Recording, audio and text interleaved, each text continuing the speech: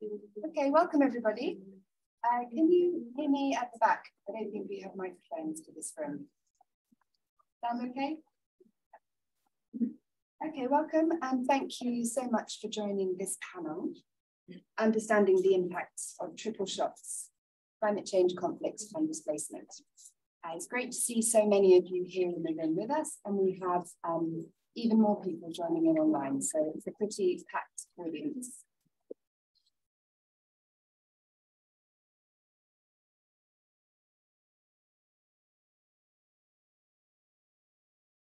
Just a few housekeeping notes before we get started.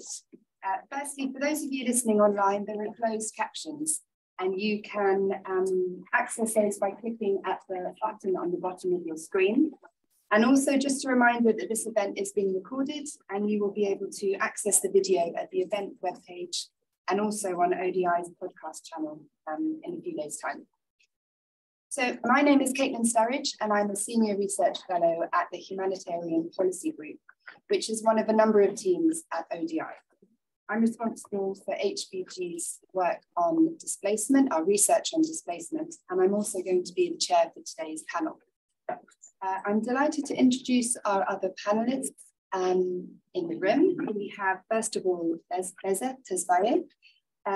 Beza is the Director of Research and Learning for Migration and Climate Change at Mercy Corps. She is also a non-resident senior associate at the Centre for Strategic and International Studies. Welcome, Beza. We also have Tess de Boer. Tess is a technical advisor at the Red Crescent Climate Centre. As part of their climate and conflict team, she's been involved in several studies looking at climate, conflict, and displacement. Joining us online on the screen, we have Zahra Durrani. Zahra is the Humanitarian Learning and Research Coordinator at Islamic Relief. She is also the author of a recent report on climate-induced migration in Afghanistan. Welcome, Zahra. I'd also like to welcome Nina. Nina Berkman, is a senior advisor on disaster, displacement and climate change at the Norwegian Refugee Council. She has held this position since 2013 and has been working at the NRC for more than 25 years, so an extremely long time there. Wow. She recently led on the new UNDRR Words into Action guidance and e-learning on disaster displacement. And last but by no means least, we have Zeke Simpringham. Zeke is the global lead on migration and displacement at the IFRC. In this role, he is responsible for many different things, among those strategy and policy, emergencies and operations, community programs, advocacy and diplomacy, as well as accountability and knowledge sharing across the network. Welcome to our panelists. So now that we've met the people on our panel, I'm going to tell you a little bit more about what you can expect from this session. This session will explore what it means when climate change, conflict and displacement come together. While the relative weight of climate change, conflict and displacement may vary, some combination of all three coexist in many, if not most, crises. Take, for example, Afghanistan, Colombia, Ethiopia, Iraq, Mozambique, Pakistan, Philippines, Somalia, South Sudan, Syria, to mention just a few.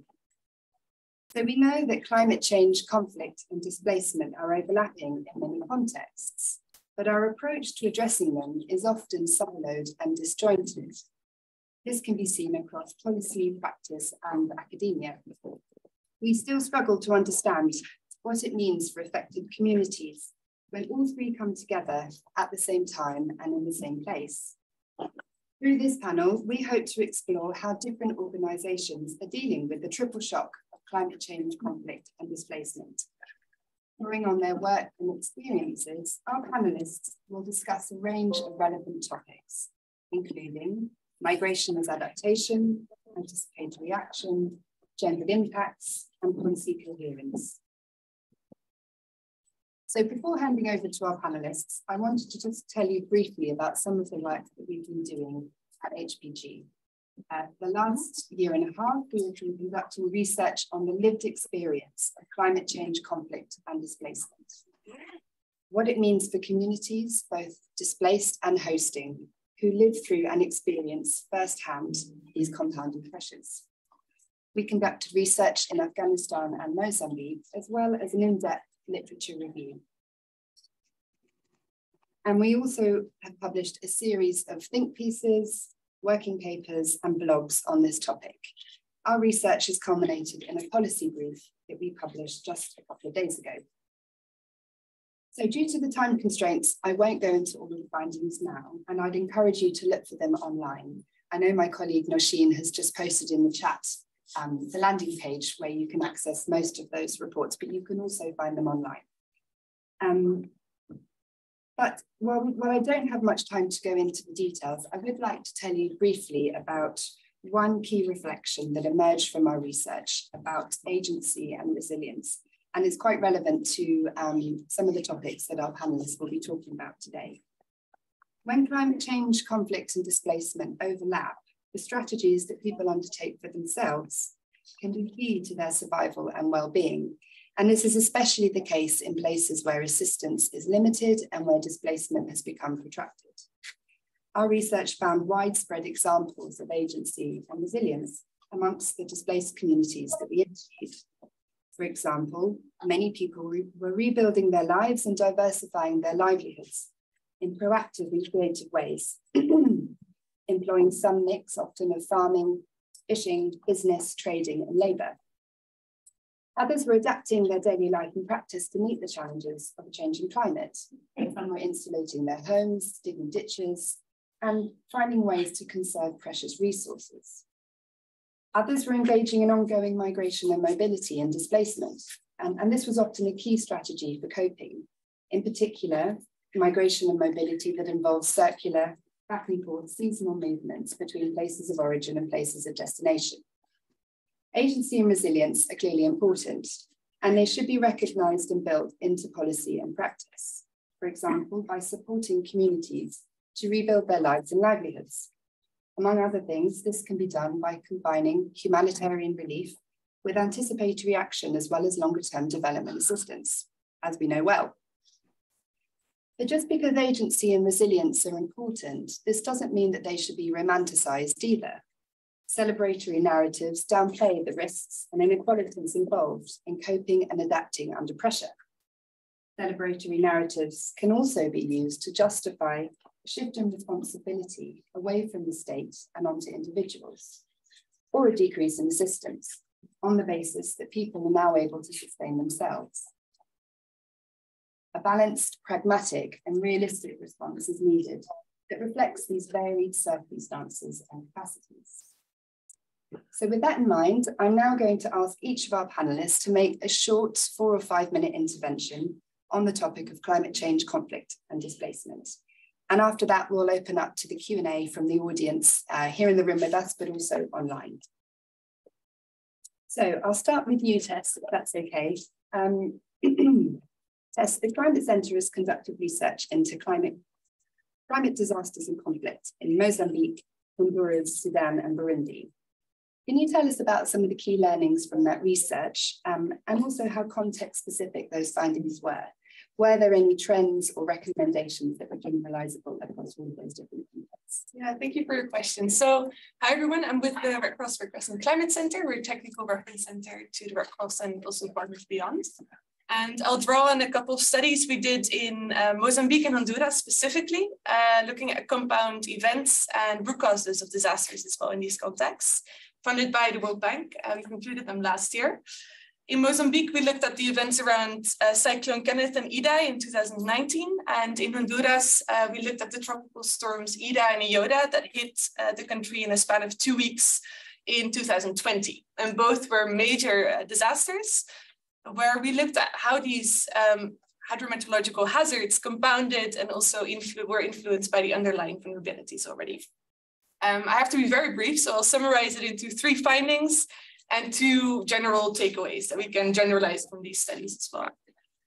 The first one is that in both Mozambique and Honduras, we saw that prior displacement due to previous shocks and stressors really influenced the experience of the cyclones and storms that we looked at. In Honduras, that meant that specifically a drought that hit the country in a different geography for 5 years in advance, COVID-19, a dengue outbreak, an ongoing crisis in government against a backdrop of extreme violence in especially urban centers and also in the rural context there, had resulted in a really rapid increase of rural to urban migration, increasing especially the peri-urban areas in very flood and landslide prone areas, and also intra-urban displacement due to conflict into more insecure areas. And during this period, also before the cyclones, we saw violence dynamics shifting with the influence of COVID, more extortion and higher homicide rates as well. In Mozambique, however, we saw that especially displacement due to conflict and the experience or threat thereof was a major determinant of risk of Cyclone Kenneth as well, where IDPs were especially settling in highly flood-prone areas that were affected by the floods that were for a result of the cyclones. In terms of the impact of cyclones and storms on violence dynamics, there were some different findings there as well, where in Mozambique, we saw a marked increase during and after the cyclone in terms of violent incidents. However, the study found that there were no direct links, but more indirect amplification of certain underlying root causes of conflict there along the socioeconomic and political dimensions as well. In Honduras, homicide and violence rates remained extremely high before, during, and after the cyclones, but we didn't see a market shift necessarily. And specifically as well in these contexts, we saw that early warning, early action systems were in place for both Mozambique and in Honduras. However, the areas affected, especially areas affected by conflict previously, saw major limitations in the functionality of these systems, the reach and especially the access of humanitarian actors to certain geographical areas, reaching populations with information, especially those previously displaced, missing the essential social structures as well to take action. And the fear of being affected by violence also precluded a lot of people from evacuation, from choosing to move out of the way of the storms in advance. So just to summarize, we had two major takeaways that we can generalize. And I think it's very important to understand that the root causes that cause these extreme vulnerabilities in this context are very, very context specific. And that needs to be addressed also in research. However, we saw that early warning, early actions in these systems, in these contexts, can be a really important support system to respond to these disasters and anticipate them in advance. And to do that effectively, we really need to have dynamic systems that capture vulnerability over space and time to understand where people are, who is most at risk, and why. And those systems really need to bring together data sources from various actors across humanitarian peace and development, nexus, government as well. And especially in Honduras, we saw that the sources of information are there, but the information isn't brought together to have an effective impact-based forecasting system that can really save lives. And then the second thing is, and that's really important, that we saw that especially the root causes of these disaster impacts mean that we can expect this to happen in the future again, especially with climate change, making these hydrometeorological conditions more likely and more intense as well. So it's really important to include long-term investments in disaster risk reduction, but also these wider governance-related root causes into our response and recovery afterwards as well. Thank you. I'm done. Thanks, Tess. That was really interesting, and I think you're right. You mentioned how a range of factors often come together to influence the outcomes and the impacts. So not just climate change or conflict, but also you mentioned drought and COVID, and also that there can be direct and indirect impacts. So you really paint this kind of complex and nuanced picture. So I'm sorry for asking you to generalize it down into two key findings, which kind of goes against that kind of finding in and of itself. Sarah, I'm going to turn to you online, if that's okay. We know from our own research that women can be disproportionately affected by climate change, conflict and displacement. And we saw that in our research in Afghanistan and Mozambique. Can you tell us about the experiences of women in Pakistan as well as some of the reasons behind these gendered impacts. Over to you. Thank you, Caitlin. I hope my voice is audible to everyone. Hello, my name is Arakan Durrani and good afternoon from Pakistan. So you all may have heard of the devastating 2022 floods that took place in Pakistan. It was all over the news and it was one of the most devastating climate-induced disasters to have happened in Pakistan till date. The floods were so massive that it affected 33 million people in the country, displacing 8 million people internally, destroying more than 2 million homes. And it affected our agriculture and livelihood, which is like the backbone of the economy, and where majority of the people are involved in their for economic purposes, directly or indirectly. So it had a major impact on the economic situation of the country as well, where people are already struggling to meet basic needs. And like Caitlin mentioned, women are unfortunately more disproportionately impacted in any disaster situation, whether it is climate-induced or other conflict situations. In the case of Pakistan, I can give you a couple of figures to put things in perspective. So nearly 70% of the 33 million people that were affected by these disasters, 70% were women and children. A quarter of these were women of reproductive age, and 4% of them were pregnant at the time of disasters. So these floods, they created very significant barriers to reproductive healthcare and maternal healthcare services, putting the health and lives of women in danger, at risk. There were so many devastating and heartbreaking stories that emerged post-disaster. Women, they were traumatized because of losing their children and their loved ones. And for a lot of these women, this was not their first flood. They have experienced once or twice, been through this situation before. So the lived experiences and the trauma after trauma, it has really, the mental health of the population in these vulnerable communities have been impacted greatly. There was one other thing that came out of all these stories was the shame that the women felt, because of course, when a disaster of this magnitude happens, the first priority is food and shelter.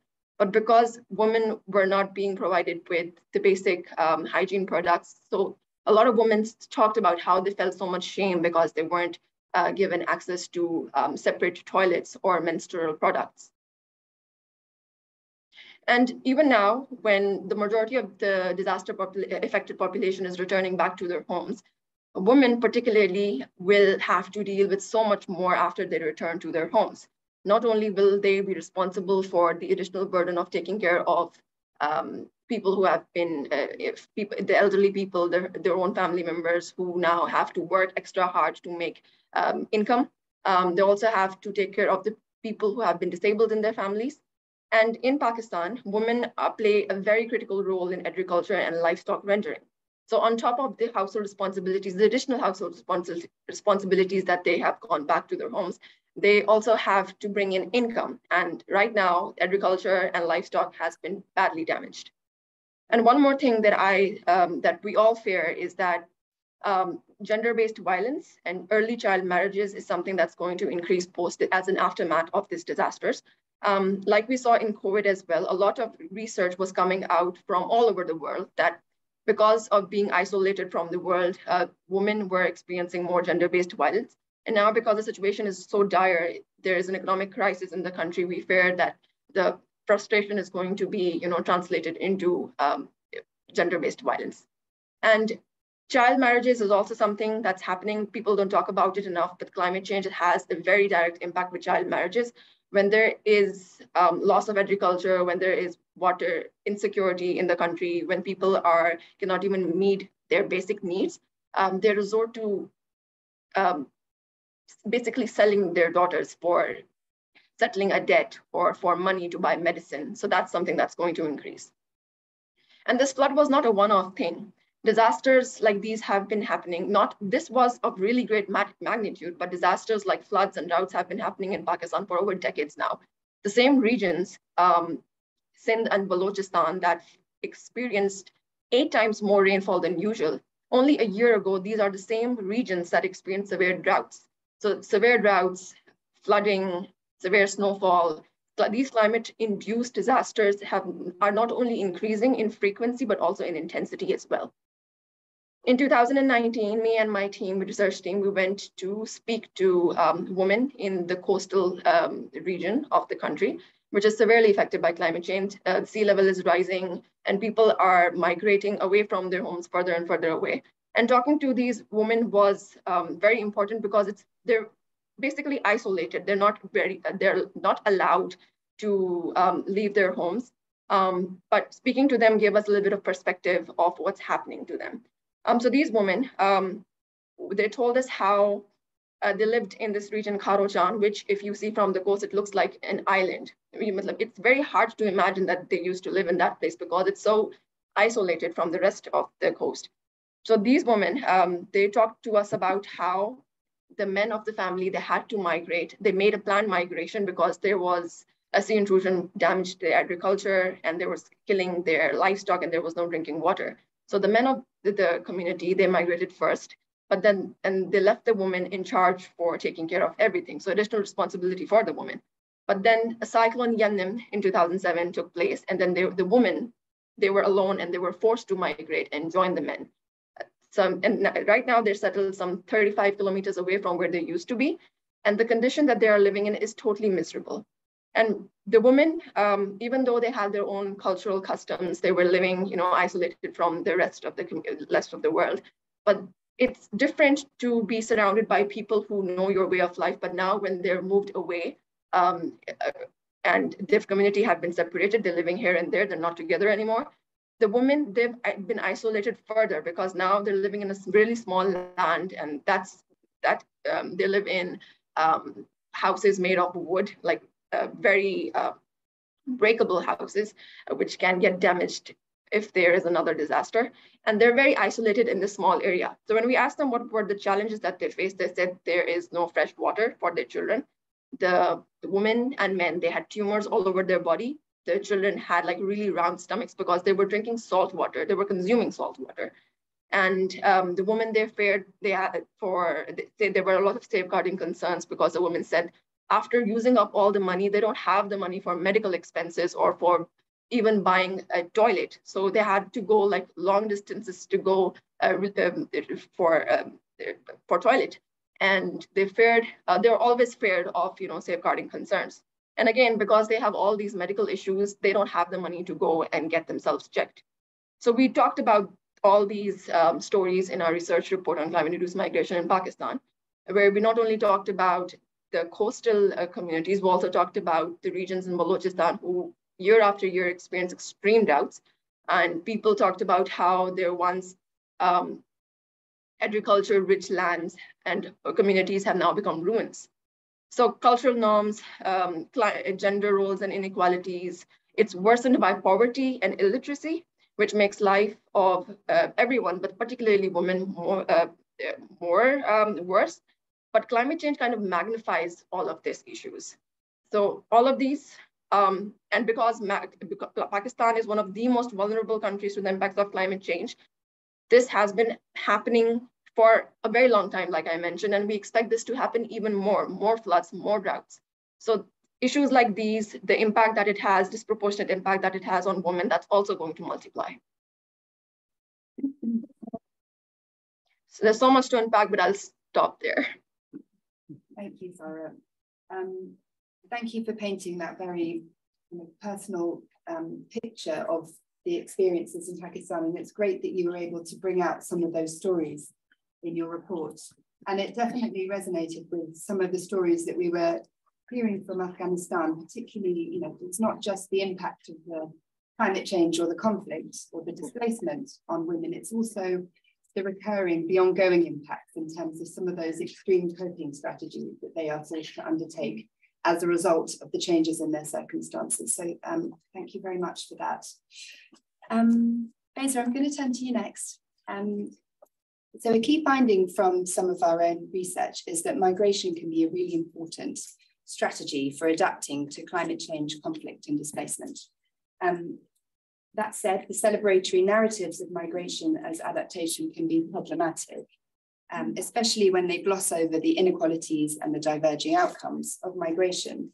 as well as the risks and the dangers of moving in conflict settings. One of the key conclusions that we had, which isn't necessarily a very new conclusion, is that ultimately the adaptive potential of migration will always be limited in places where it is difficult or dangerous or prohibited to move. So I was wondering, how do these kinds of findings compare to Mercy Corps' own work on migration as adaptation? And what would you say are the key opportunities and risks of migration? Thank you. Thank you so much, Caitlin. It's really a pleasure to be here. So yeah, you mentioned this notion of migration as an adaptation strategy, and I'm really happy you brought this up. I think it's an important part of the conversation that we've been having, and it's also something that we are seeing increasingly recognized within the development and humanitarian sectors. But as you note, it's worth unpacking because there are many different aspects to it. So from Mercy Corps, our focus on this has been primarily through the lens of research. We've been working in the Sahel, a bit in the Central America context, and also in the Horn of Africa to better understand how communities and households make decisions about migration, and also what the impact of migration might be on the well-being of those households and long-term resilience. So we can think about it in different contexts. In the context of conflict, people move oftentimes because they don't have any other options. They're fleeing violence. And in this regard, being able to move can be a positive strategy, but we can't really see it as a choice. So hence we refer to this as forced displacement. But I think it's also interesting to look at it in more stable environments, in places perhaps where there's inactive conflict, where this can also present benefits potentially.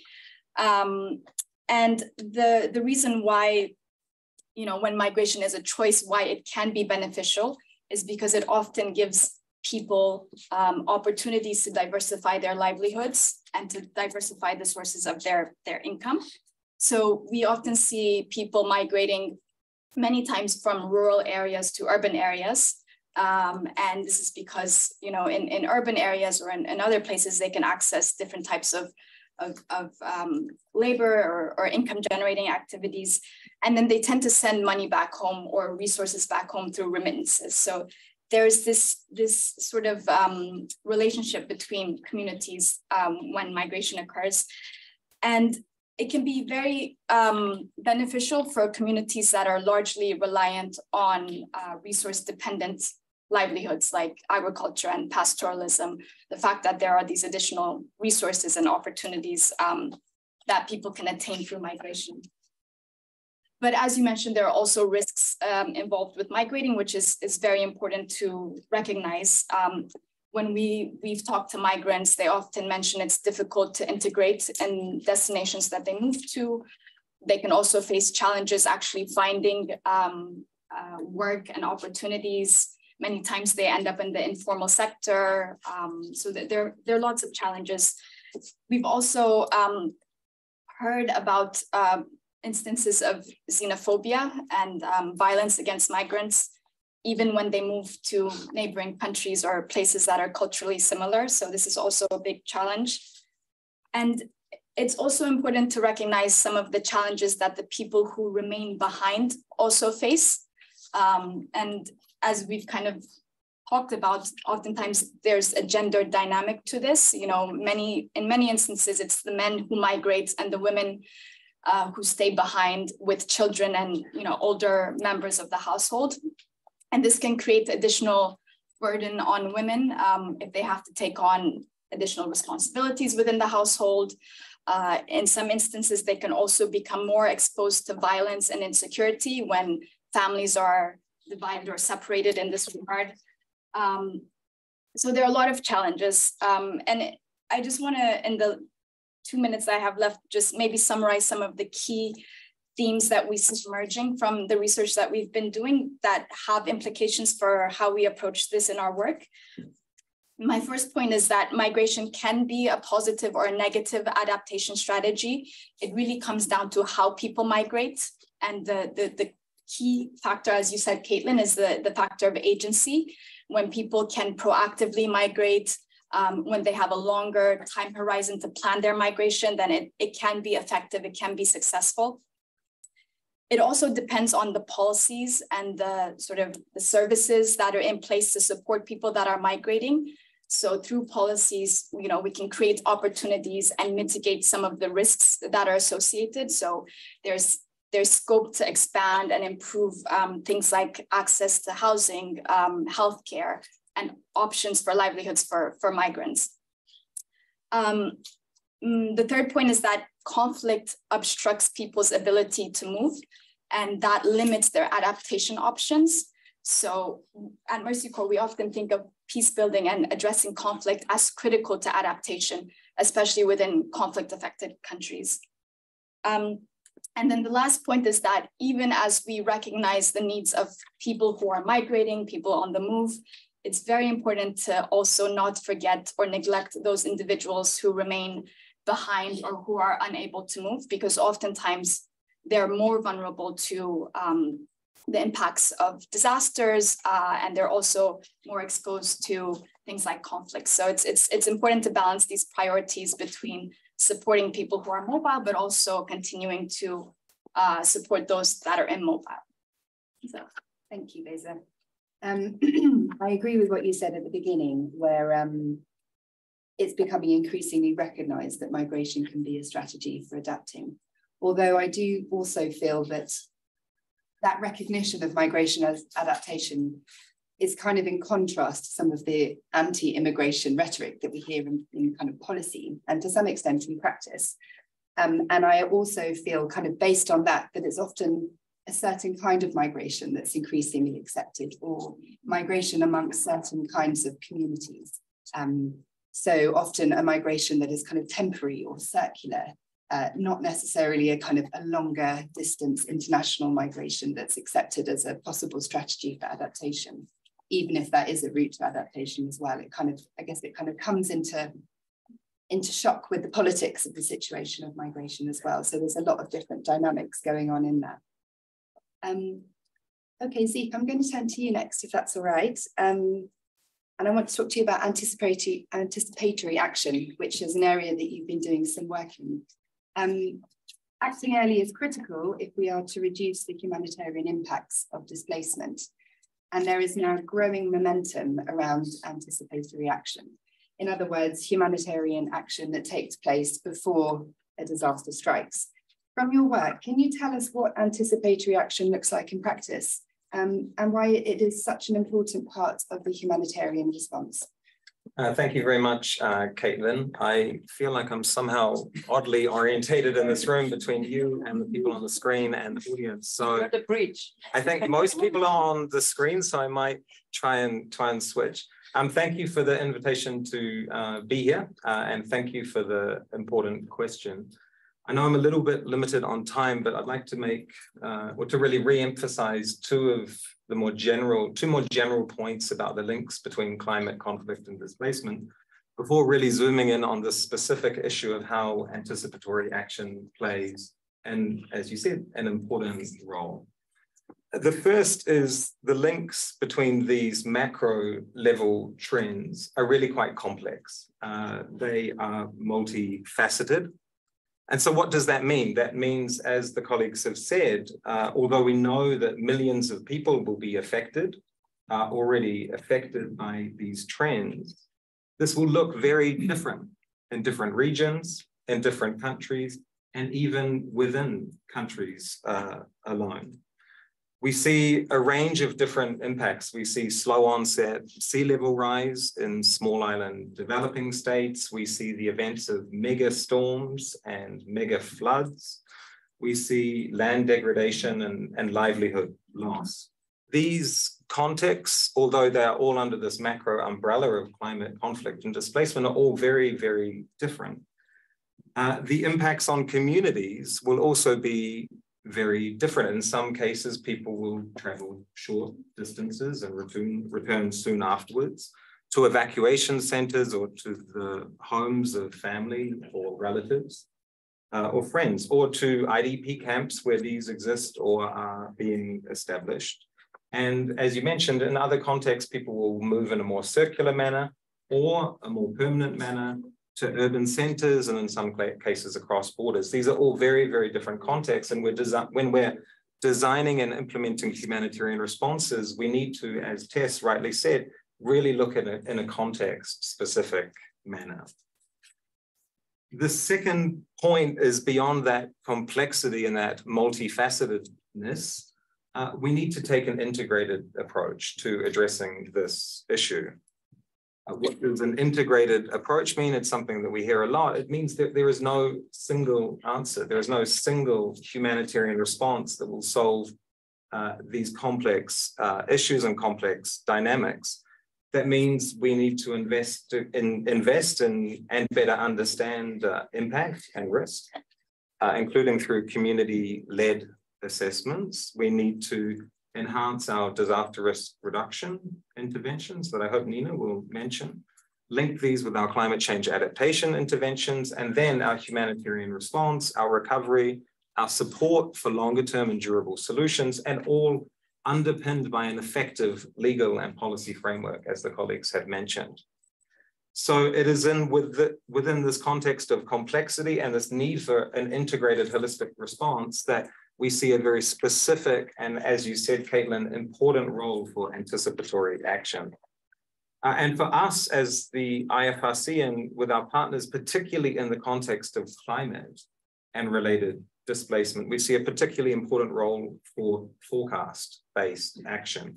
I'm sure in an event like this with the colleagues online as well, I'm sure you mostly understand what that means, but it means that through forecast-based action, we release pre-agreed funds for pre-agreed humanitarian interventions in the window of time between a forecast signaling that a specific hazard event is expected and the impact of that hazard.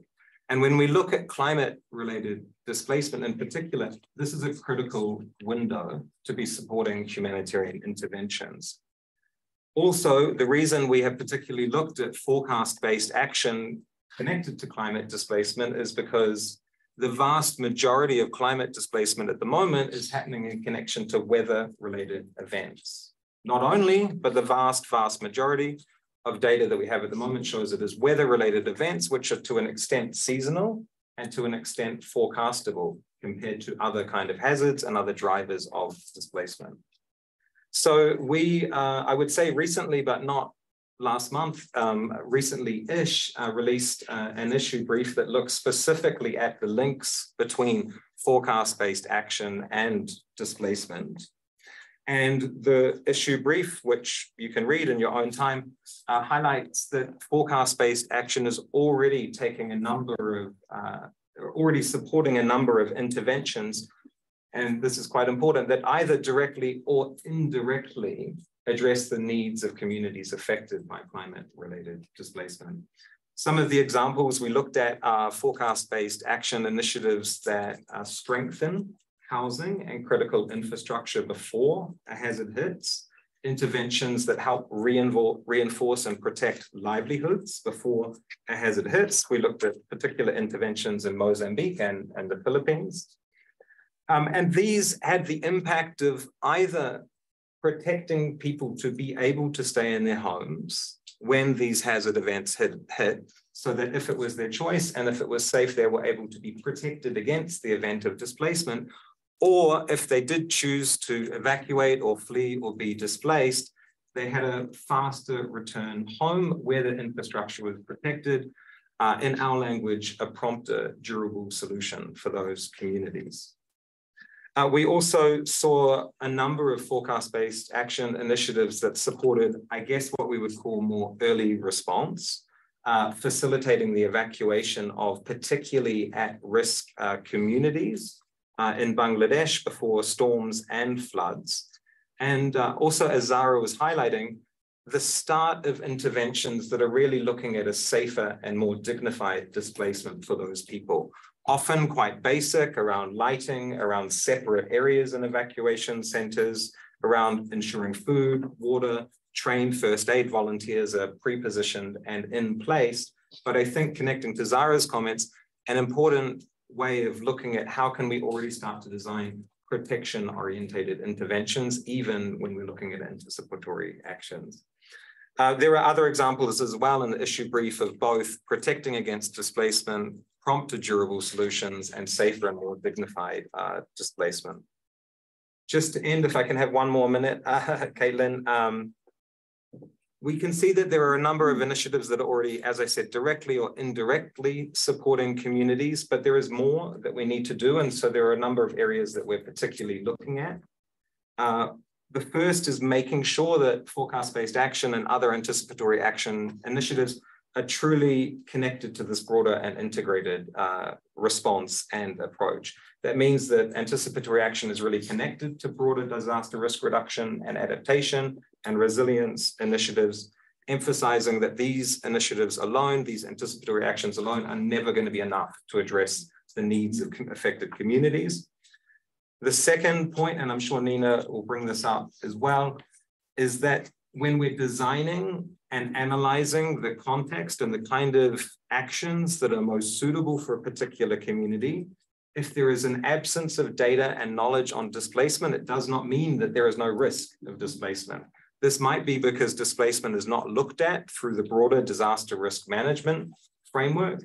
It might mean that people have in previous disasters fled in a way that is irregular across borders, and so there is no formal record of these, or communities might not be willing to talk about it. So just because there is an absence of data, it does not mean that there is no risk.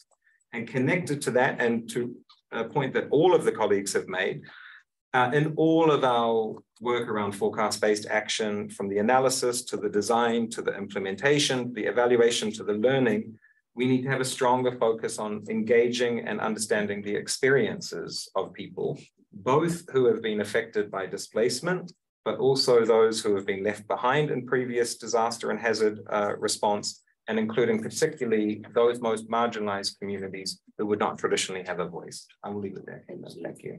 Thanks very much. We're running a bit behind, so I'm going to move on to Nina.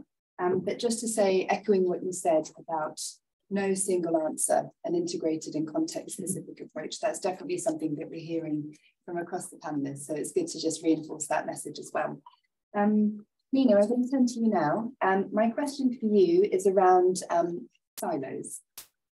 So one of the major challenges in addressing conflict, climate change and displacement is this siloed, disjointed way in which we tend to work, in which we tend to understand and address their challenges. And we can see a number of deep-seated disconnects. They can be seen between migration and displacement studies, between humanitarian development and peace-building sectors, between the social and natural sciences, between policy practice and academia, and between the global north and the global south.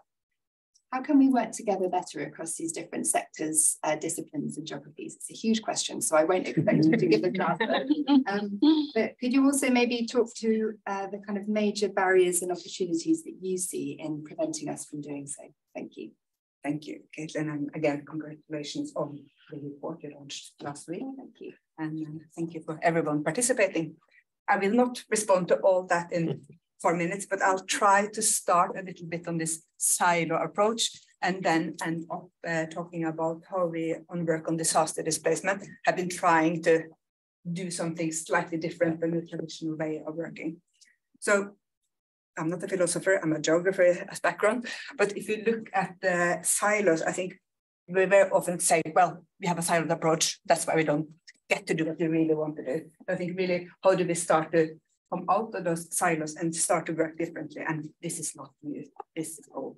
But one way of looking at it is whether we are people affected by disasters and conflict, whether we are professional humanitarian development workers, what are the tools and thinking we use? And one way of trying to paint this picture, to use some of the language that Caitlin used, is do we work with mosaic or pieces that are already defined in shape and colors, or do we use watercolors or aquarelle painting? And I'm not saying that we should just use one or the other, but I think trying to think which are the tools we need to use for each situation and to then actually deal with what's on the table and not what is my mandate or my expertise or the funding we have. So I think very often we get stuck on using our mosaic pieces, which is kind of driven by mandate and theory.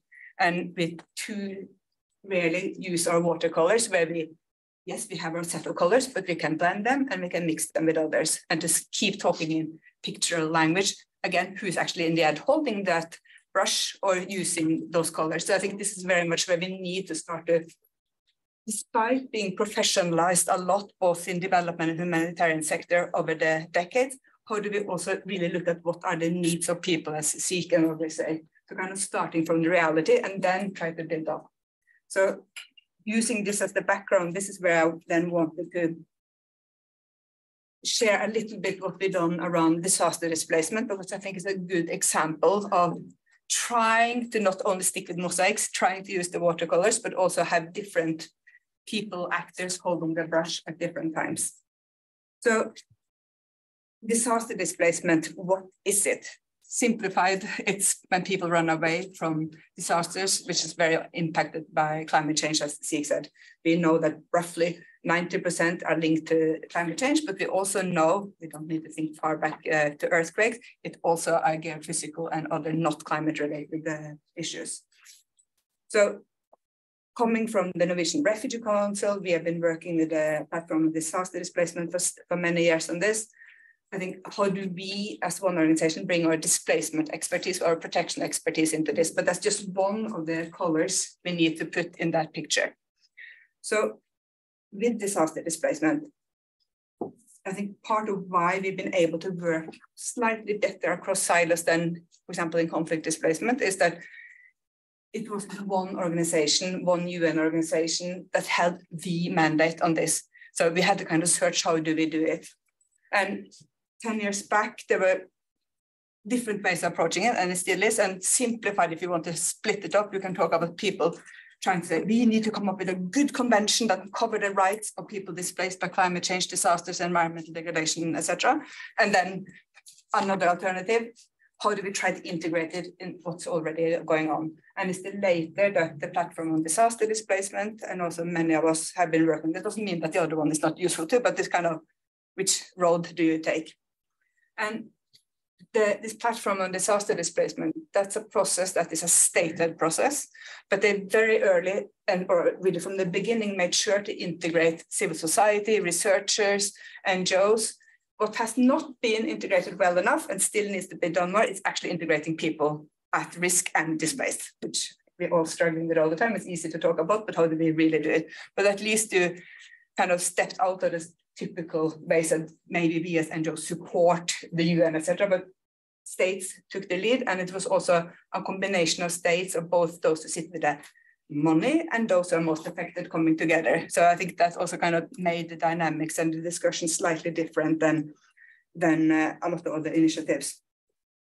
So over 10 years, there has been a lot of positive policy development, not too many on the global level, very much focusing on the regional and the national, and then trying very much to get this issue of disaster displacement into other key policy processes.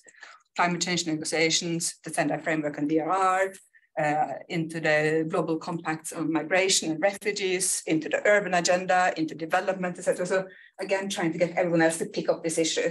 And I think this is very much to say, these are the colors we have, here's the brush, but you do it within your system. It's not setting up a different system. And I think going back to this discussion, how do we really go back to starting with what do people live and experience, and how do we deal with that?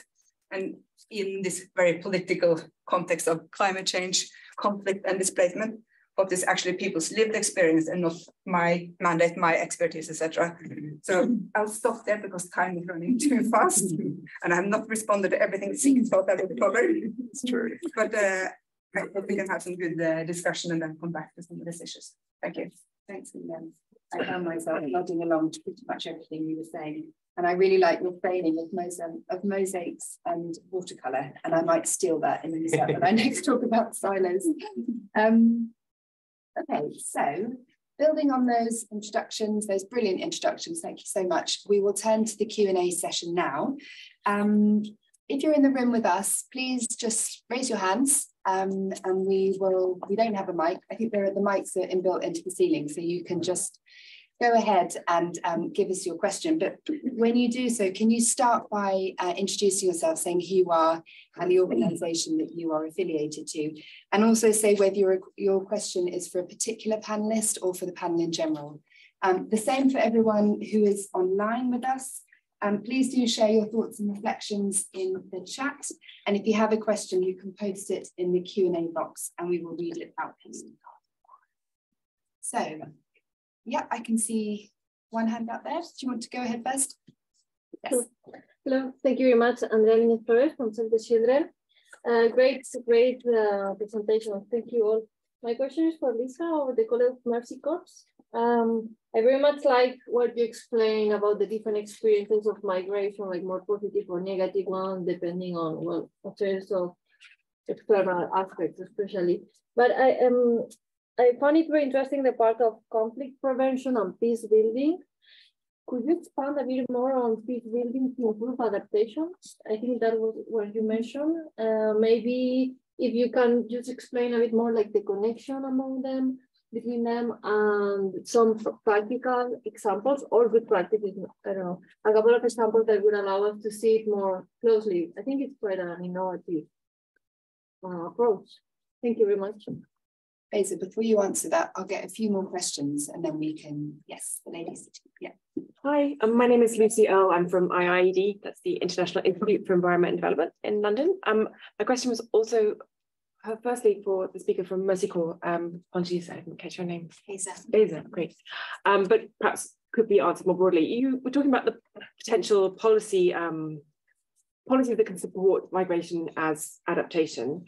And you mentioned housing as one of those policies that could help. And that just, as an urbanist, I was instantly wanted to hear where you've seen examples of housing support for IDPs or climate and other disaster affected migrants. I'm just, yeah, in the process of collecting examples of some of this, so it'd be great to hear more. Thank you.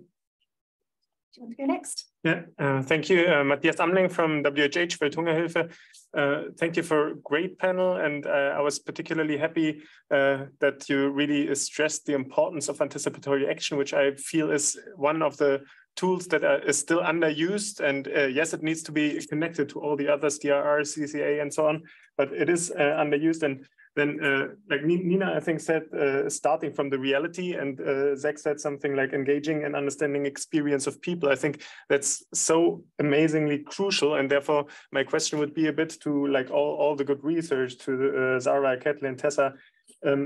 If we use this time window of opportunity between the forecast and the impacts, and what we want to do with anticipatory action is basically supporting positive coping strategies. What is it that from your experience, from your research, you would say what strengthens the coping capacities of the people? What are the actions that we should aim for? And how much time do we need? Because the lead time is always a big question. Like we can predict some things, but sometimes only with 2 days, 3 days advance. So what coping strategies can we actually support in this lead time? Thank you. Thank you. Let's take one more. Yes. Hi everyone, thanks a lot for this great panel. I also have a question about anticipatory action, and would like to thank the speaker for highlighting how important it is to rely on context-specific understanding of the needs, disaster risks, relying on community-led assessments to understand how best to support the community in each specific context. But at the same time, based on my very nascent understanding of how anticipatory action models work, seems to be very much based on scientific knowledge, weather forecast-based data that's being managed at global or national level, with decision-making being made also by international organizations. And it seems to be challenging to sort of incorporate this community-based decision-making into anticipatory action because there's so little time available to make actual decisions. So I was wondering if you have any concrete examples of how to overcome this issue and how to make sure that the local community actually can effectively participate in decision-making, but that we can also adapt anticipatory action models to each specific context to better connect it with longer-term outcomes in terms of adaptation and disaster management.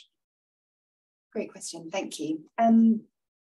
Daisy, you had a couple of questions at the beginning. Do you want to start by having a go at those, and then maybe we'll turn to the wider panel for the questions around anticipatory action?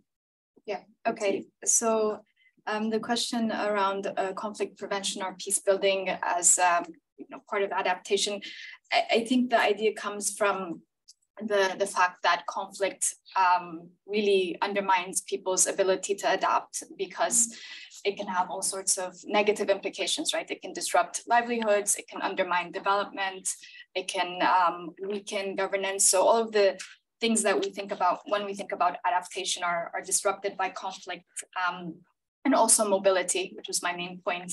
It makes it difficult for people to move around for livelihoods, for seeking safety, and so on. So we have done some research on this. It's a study from many years ago, actually. You can find it online. It's called From Conflict to Coping. It was a case study from some peace building programs that we had in Ethiopia, in a part of Ethiopia that was affected a lot by intercommunal conflict. And in that research, we looked at communities where we had done some peace building, social cohesion activities, and the community members in those areas self-reported higher levels of resilience. And one of the reasons for that is because when there was security and peace, they were able to move around to do things like access markets, which enabled them to sustain their livelihoods. And again, they self-reported feeling more resilient and being able to cope with the economic challenges in the region. On the policy support for migration, I think this is an area ripe for additional policies. I don't have great examples of it being done very well, particularly on the housing side of things. I don't have examples, but we're trying to, at Mercy Corps, we're piloting some programs where we are working with migrants before they depart.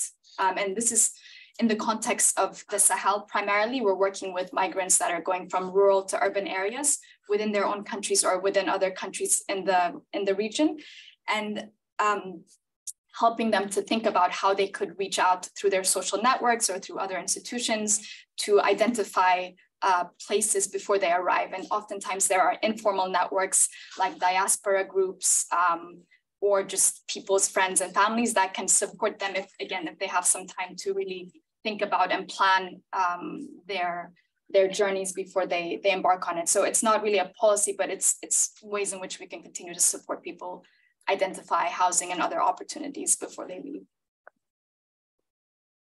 Okay, Sarah, why don't I turn to you first? Did you have any thoughts or reflections on any of those questions?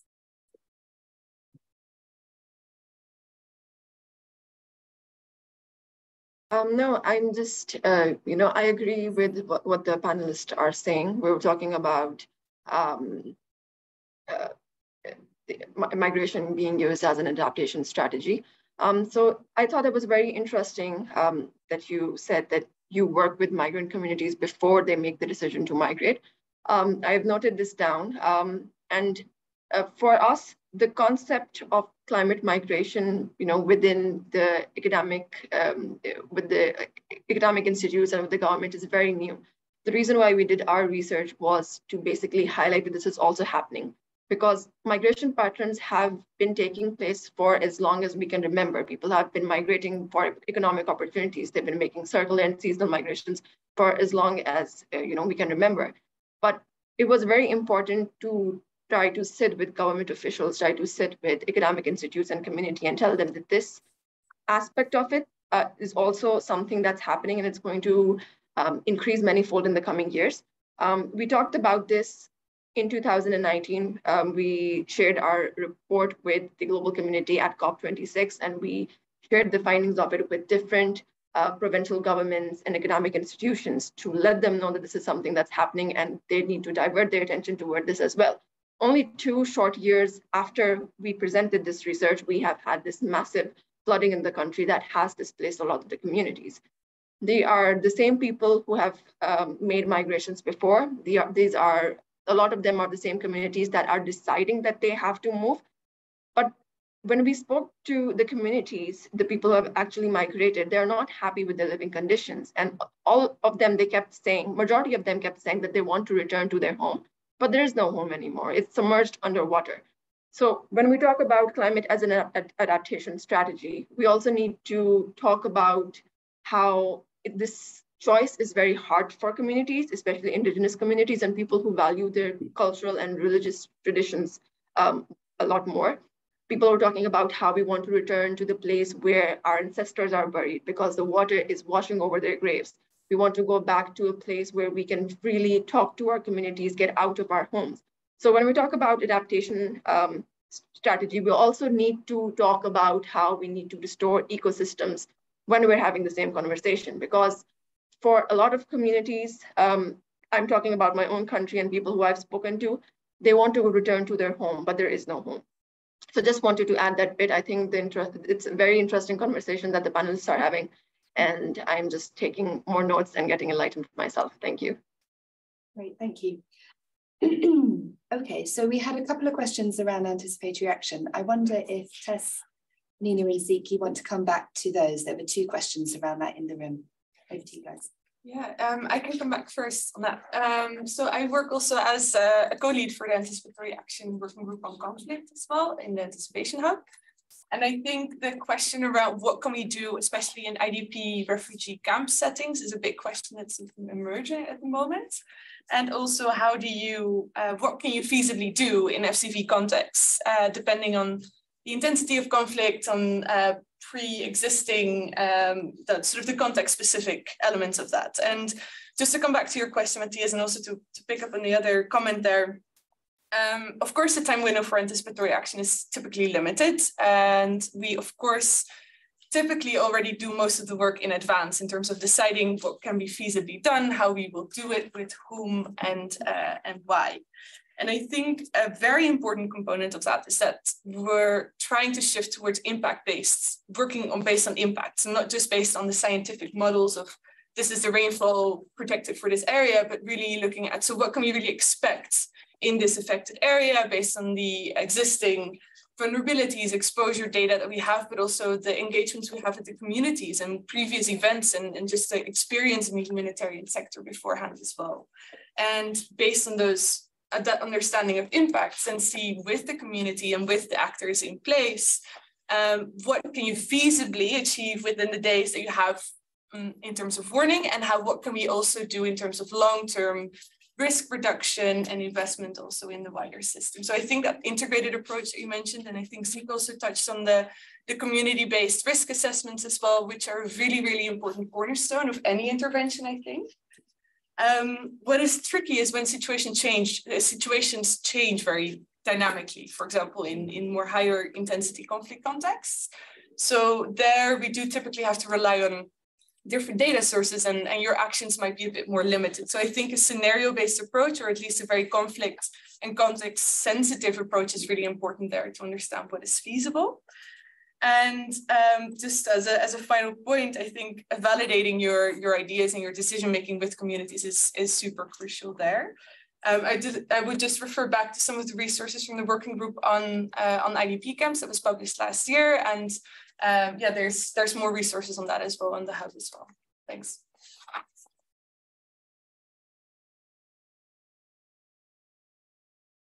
You come up with on focus-based action, but I think when we look at early warning for all that big campaign, what we do see still a need for is to make sure that that campaign reaches all people.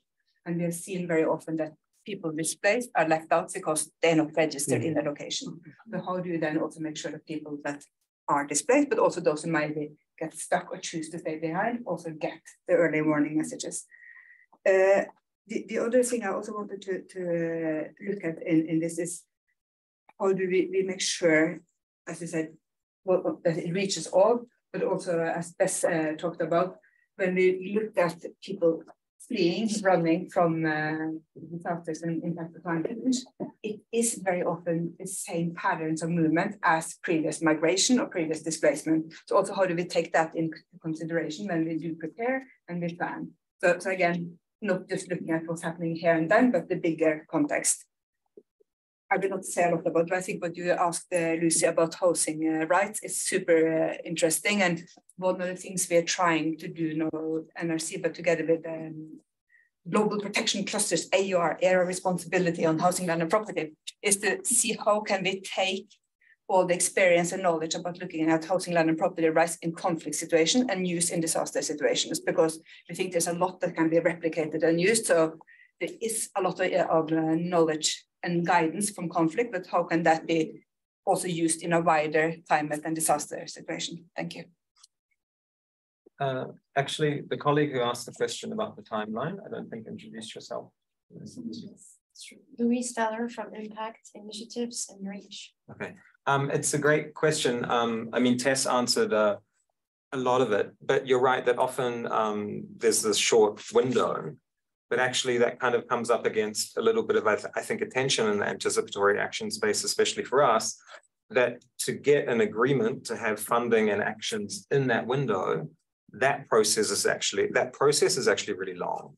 And so for us to develop an early action protocol, which is the formal agreement that we have around fundings and the actions that can be funded, that can take, and I don't want to get in trouble for saying it, but it can take 2 years to develop that agreement. And that process of developing that formal agreement that agrees to funding and actions, there's a lot of guidance around it. And that guidance and that process is very much based on community views and their views on risk, their views on impacts, and all of the other elements that you highlighted around science and data and risk and impact.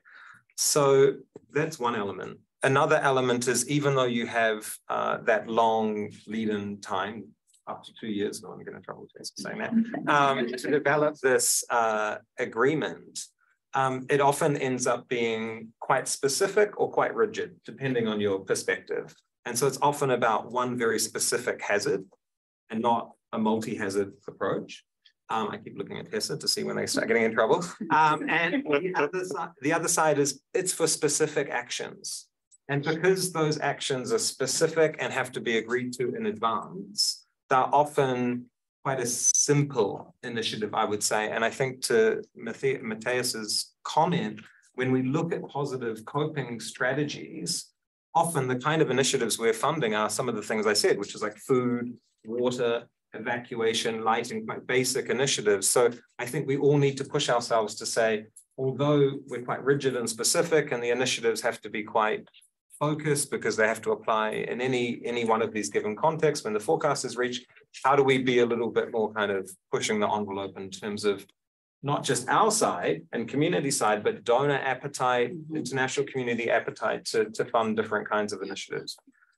And then I would say that that rigidity and that kind of process of developing this formal document is also coming up against this tension that it's not always suitable for every kind of evolution in a context or a scenario or in a community.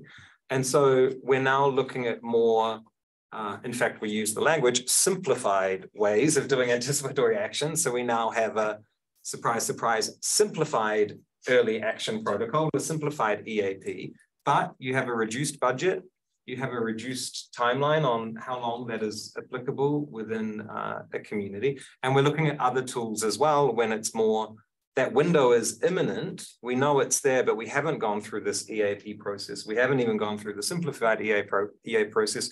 How do we design and fund interventions in that window without that process, but also, like you said, taking into account community views when it is really, you're up against that moment and that in time.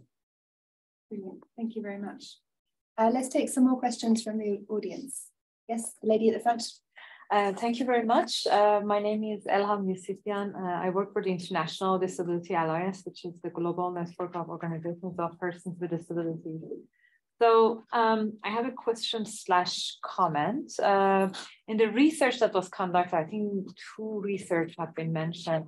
Has there been any finding about like the experience of people with disabilities? I heard about like people who are being left behind, which very much persons with disabilities choose or are being left behind because of the barriers in the immigration journey. So that's a question. And also I when I hear about the anticipatory action, I wonder if there is any measures to make sure that this anticipation also includes anticipating groups who, I think they did mention that anticipating groups who need specific support, for example, for evacuation, or making sure that the early warning systems are accessible.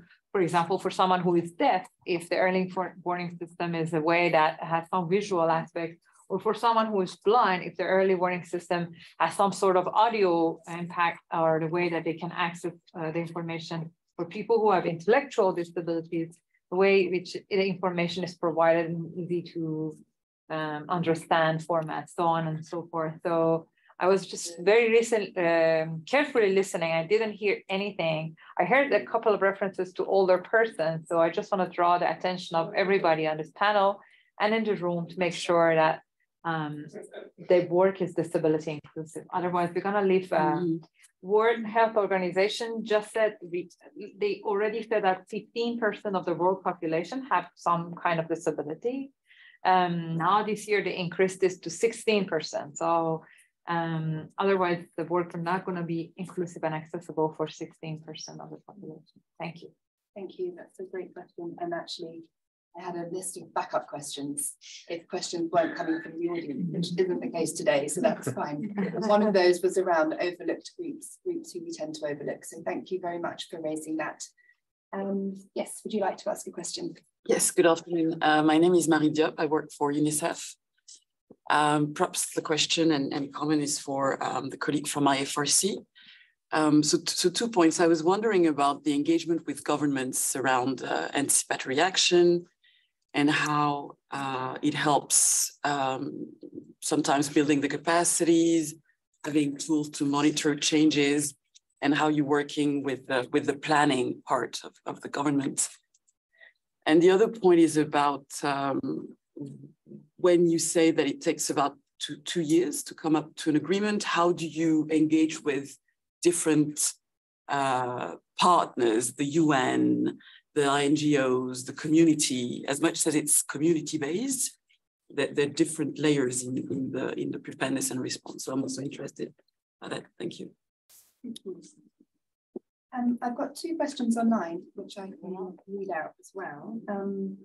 Maybe I can add those to the 2 that we've just received. So one question from a participant online was, the GCN, the Global Compact for Migration, recognises climate change as a factor in driving migration, but it does not outline specific legal protections for those affected.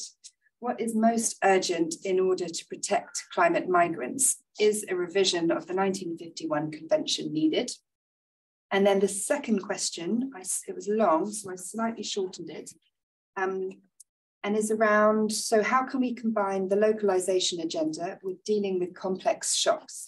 Is there a specific role for local actors and organizations in anticipatory action? And how can humanitarians support the inclusion of local voices?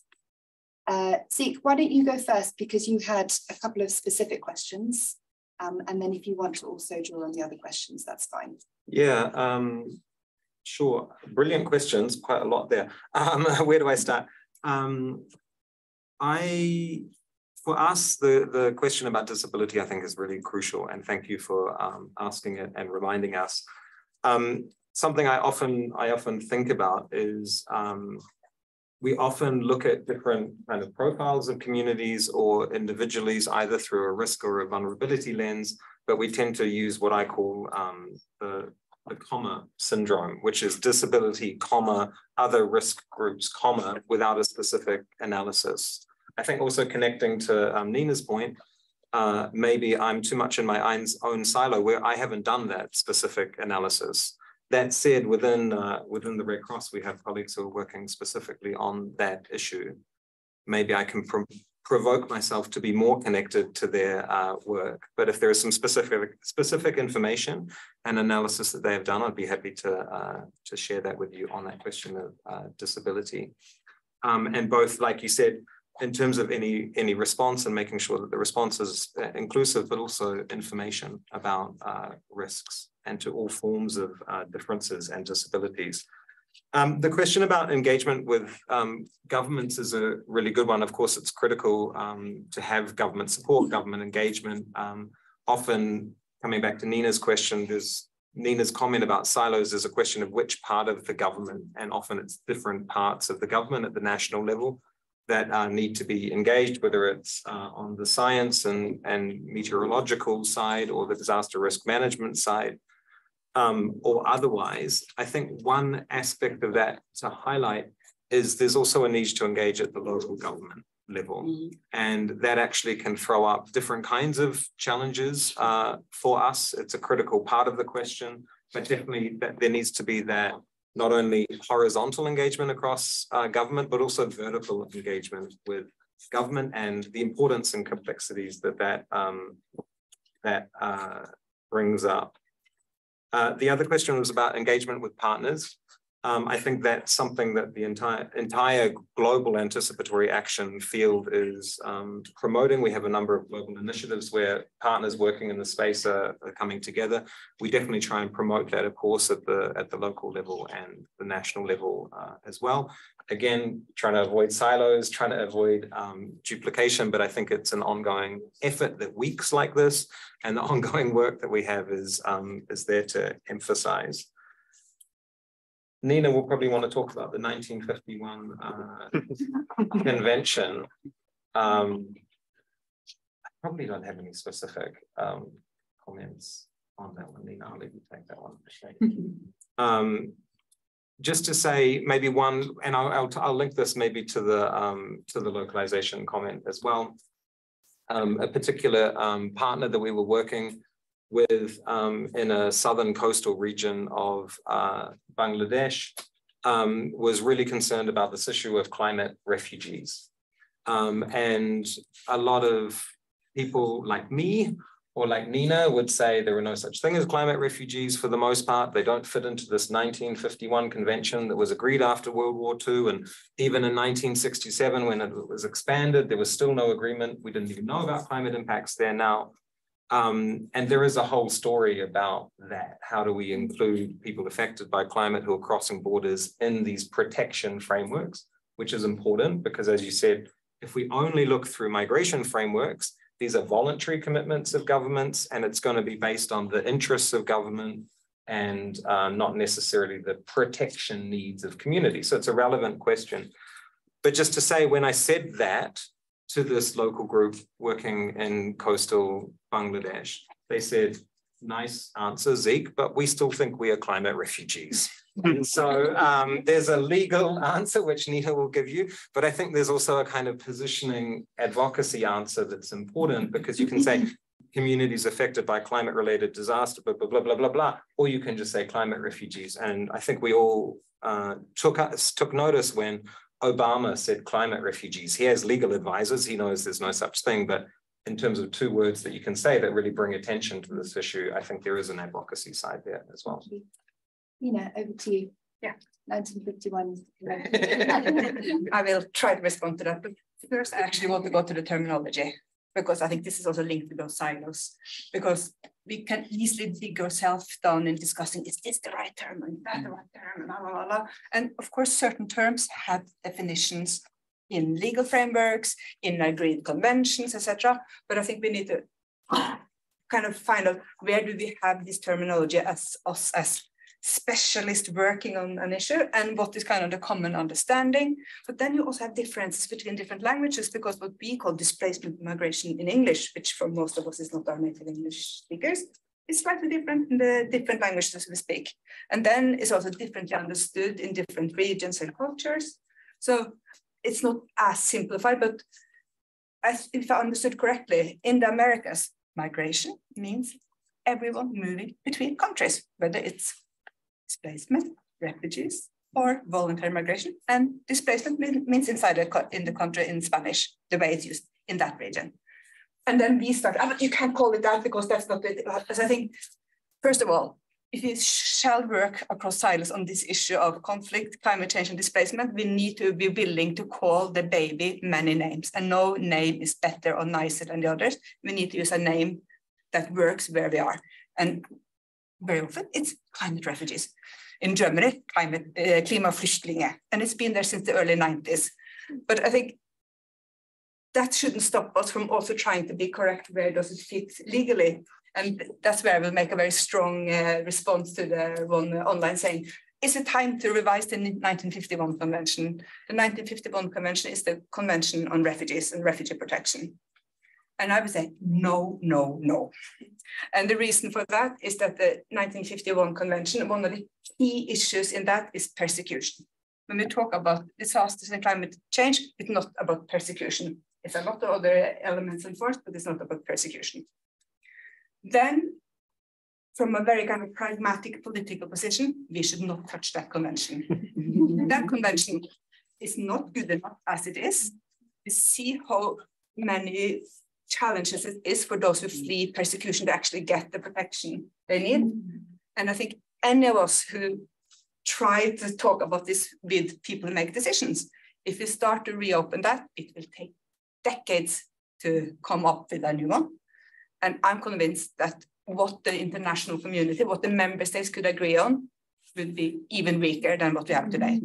So don't touch that to deal with climate refugees. So this is again, what I try to say, when we kind of start to realize this issue, do we work for a convention or do we work for the pragmatic? And I think we need to do both, but you don't touch the refugee convention. You look at other ways of coming up with something on this and do something that kind of impact now, which is working on all those conventions and policies that are in place. So that's kind of the work of the platform on disaster displacement. I could go on for hours, but I want to. We have 9 minutes left, and I have one more thing I want to ask panelists. So maybe Tess and Beza and Zara, 1 minute each, if that's possible. Maybe pick one of the questions that most responds to your work. Can I also pick three together? Yeah. Okay. 1 minute. So just to take together the government involvement question, including people with disabilities in our lens, basically, and also the localization. I think what we see in our research and also in the development is the support to national societies developing early action protocols and also being involved in these sort of national coordination mechanisms as a climate center. We see that a proper risk analysis is really the foundational stone, and you really need to take into consideration previous impacts and future impacts on, for example, people with disabilities. That's a really, really crucial element. We saw this in the research I mentioned on Honduras and Mozambique as well, that people were really left behind in their houses and got flooded in their houses, and that was a major issue. So those things still are, they need to be strengthened in our approach. On a national level, we see that technical working groups are a really good way to coordinate and to make sure we really cover the broad spectrum of needs of people that can't be answered by one organization alone. And also to emphasize that these risk assessments typically come up with a whole suite of impacts and risks that we can't just tackle with anticipatory action. They need to be tackled with a sort of integrated approach that goes across that continuum as well. So their governments have a really strong role, but also other agencies not necessarily involved in anticipatory action. And especially on the localization agenda, I think in Honduras, for example, there was a massive vacuum during the response and also in anticipation of the crises, and their local actors really stepped in and did coordination through WhatsApp groups and going from door to door because they had the access to certain really fragile contexts. So in FCV context especially, I think we need to really think about how can you reach people through existing networks, through existing local actors, and how can they be really at the forefront of decision making as well, because they know the context the best way as well. Thank you very much. Beza. Okay, I'll be very brief. Just on the refugee convention, I couldn't agree more with Nina. I think, first of all, I'm not optimistic that we could get any kind of agreement on the climate refugee issue. And also it presents a lot of risks where we already see a lot of brokenness in the current refugee and asylum system. Speaking as an American, I don't know how it is here, but there are many profound challenges in the US. I think also there's an important role in the regions. I see a lot of the migration when we look at the Sahel, for example, happening within the region. So there are opportunities with some of the regional economic communities, like ECOWAS, for example, where people are afforded the right of free movement, and there are also provisions for supporting refugees and displaced populations. So there's that apparatus that also exists. And then on quickly on anticipatory action, I wanted to make a plug for also thinking beyond government and international donors. We're doing some very exciting work piloting forecast-based remittances. So we're working with diaspora communities as well as private remittance partners to actually encourage the flow of remittances of cash, ahead of disasters like hurricanes in Central America. So there are, I think, opportunities beyond what we've discussed as well. Thank you. And Sarah, over to you for a last reflection on those questions. We can keep it to 1 minute. That would be brilliant. Thank you, Caitlin.